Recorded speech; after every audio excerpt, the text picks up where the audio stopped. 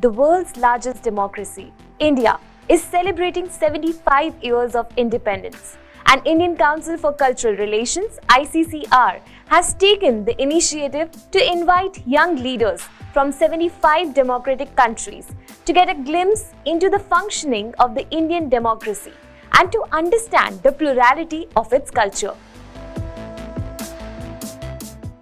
Named as Gen Next Democracy Network, ICCR invited the second batch of delegates from 6 countries, including Nepal, Bangladesh, Peru, Brunei, Ghana, and Norway.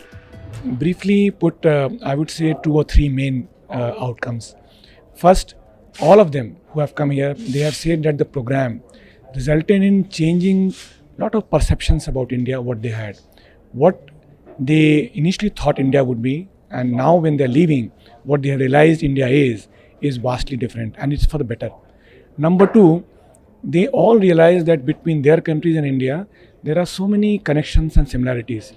And they all realize that given India's size and the work that we are doing, it's very important for people like these who are rising leaders, influential in their own systems, that this feeling of goodwill, this constituency of goodwill is also translated to the youth. And third part is that all of them are now our advocates. They are committed to not only speaking individually in their own in their own personal capacities, but also they would be happy to work with their governments, persuade them to put in place different policies and measures that will help in strengthening friendship between those countries and also help build stronger people-to-people contact. So like rightly you said that it will help making that connection, and it is envisioned with Prime Minister's diplomatic ties of maintaining and in future aspect of it. How do you see it encouraging Indians as well, not just the foreign delegates, understanding the whole of India, but Indians as well? This initiative, how would it change the scenario for India as well?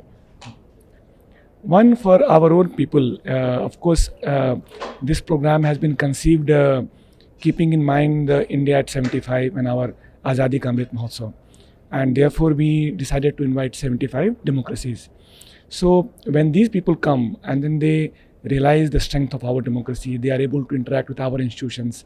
And when this goes out in our media and in our newspapers, etc., this further reinforces the feeling in our people's mind as to the strength of our democracy and the beauty of our system. Second, when our diaspora sees it outside, they again feel more confident about India. They feel proud of what we have done, and this also connects them in a much more stronger way with our country. So the question always we ask when is the next batch coming, because we cannot wait to hear their thoughts like today we did, and it was absolutely stunning, absolutely fascinating to hear their thoughts when that proud feeling that you have just said, that incites inside us as well. So when is the next batch is planning to visit India? Very soon. I would not be able to give you dates at the moment, but I can confirm to you that we have 8 more batches lined up this year, and we normally invite nominations from our embassies. We have already sent letters to all of them, and we are awaiting nominations for the next group. But our target is that at least one group every month now should be coming. The Peru delegate, Diana Irene, who is an entrepreneur, shares her thoughts on how Peru can take the lessons from India in terms of startup initiatives and more. Being in India is a huge experience. As an entrepreneur, I could see many sectors that we can collaborate, because only in my country we are in an ecosystem entrepreneurial is maturity. So we have a lot of things to learn, because you have more than 100 unicorns in the way of startups. We don't have no one. So actually I'm leading a startup, is an edtech. So we are encourage people professionals in entrepreneurship and innovation ways. Answer your question. I think we have 3 sectors that we could approach. One is edtech, education. The other one, health tech. And the third one, agriculture. PB-SHABD. Yeah.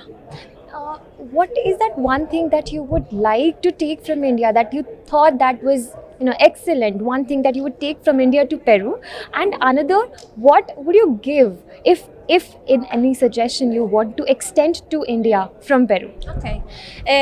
For the first question, what I'm going on keeping from India is the education focus. I think you have a lot of India works in teach or educate people. Also, you have one of the most technical professionals. So one thing that we are looking from India is exchange professionals, have technology transfers. Also, I made one program between India, Ahmedabad, ADI. So we want to continue this kind of events and also programs like master's degrees and make this exchange of knowledge. And the other side, what the question was, sorry. What Peru would give to India, the next suggestion that you would extend to India? Okay, so I think India is not well connected maybe with Latin America. I think it's not. You are starting to explore Latin America in itself. So I think you have to be more give more information. Or we need to know more about India.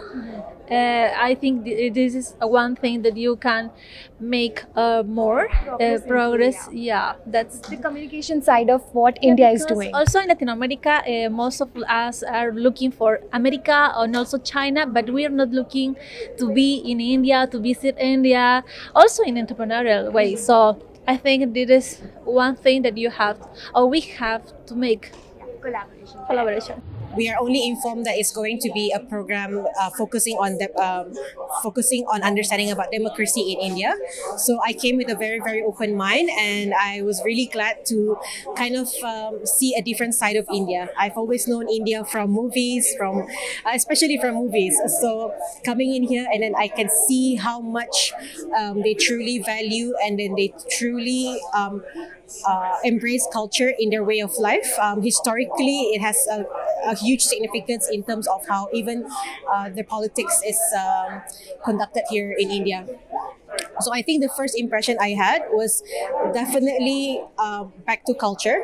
So that is something we share as well with Brunei, because the way Brunei is, our style of government is reflected in our culture as well. We practice a Malay Islamic monarchy. So we our governance is like in parallel with what we learn in Islam as well. So knowing that India practices the same kind of form of government here is something that I can see we share.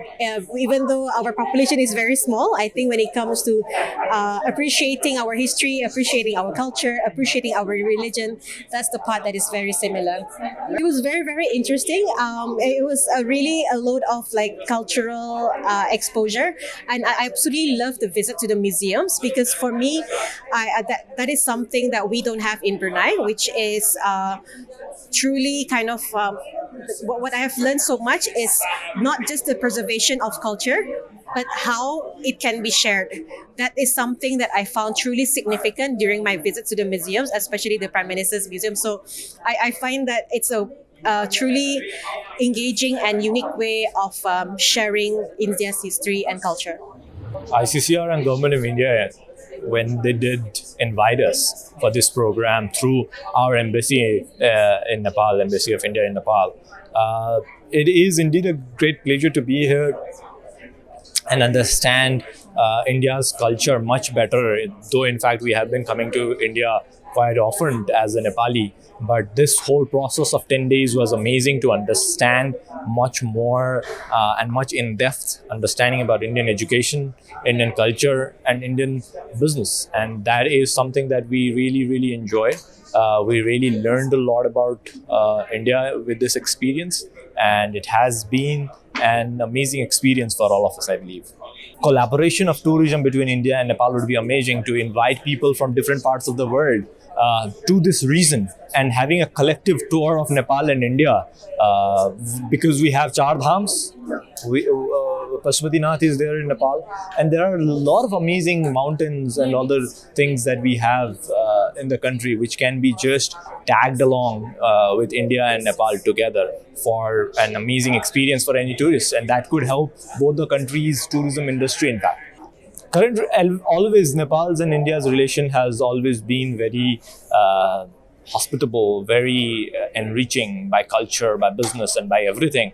And I see, and would like to see it much more cohesive in terms of understanding each other, understanding the needs of each other, understanding the prospects of each other, and doing things in amazing collaboration.